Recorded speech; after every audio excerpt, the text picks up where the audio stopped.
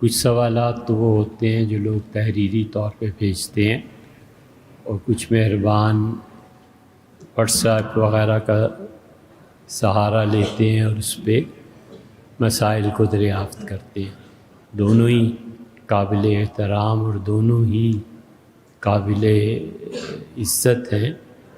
مسئلہ یہ ہوتا ہے کہ سوالات بہت ہو جاتے ہیں اور وقت اتنا ہوتا نہیں کہ جوابات عرض کر سکیں، لیکن یہ نہیں ہے کہ کوئی ایک چھوٹی سی بات بھی ایسی ہو جو سمجھتے ہوں کہ اس کا جواب دینا چاہیے اور پھر نہ عرض کریں۔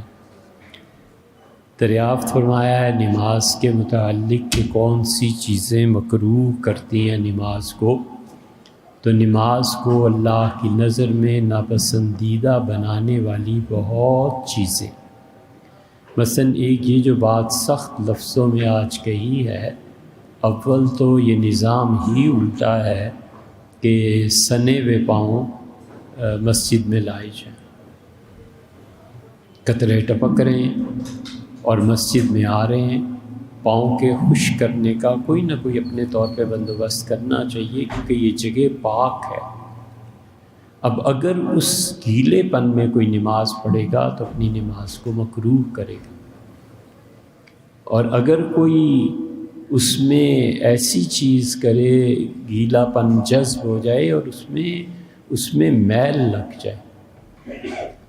آپ بہت سی مساجد میں دیکھیں گے جہاں غریب لوگ مزدور نماز پڑھتے ہیں، پچھلی صفوں میں آ کے نماز پڑھیں گے اور میل کی اتنی موٹی تہ جم جائے گی۔ اب مولوی کہے تو بدنام، نہ کہے تو اب کیا کرے؟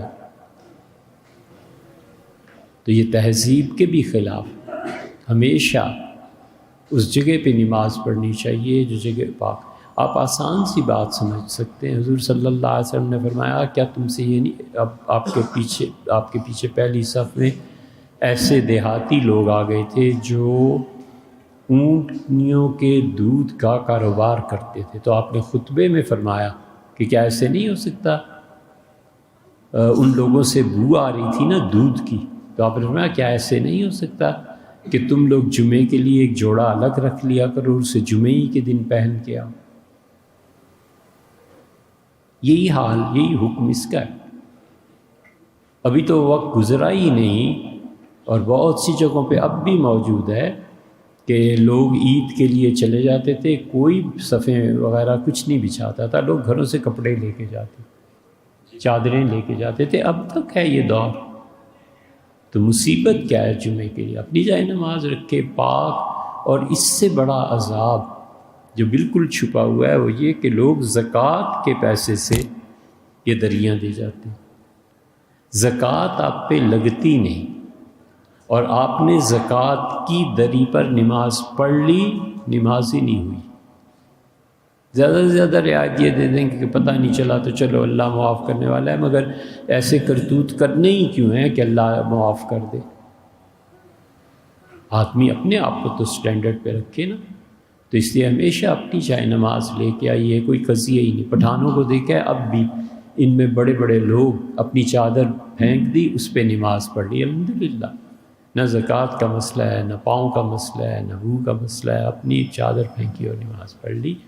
یہ ہے اصل طریقہ۔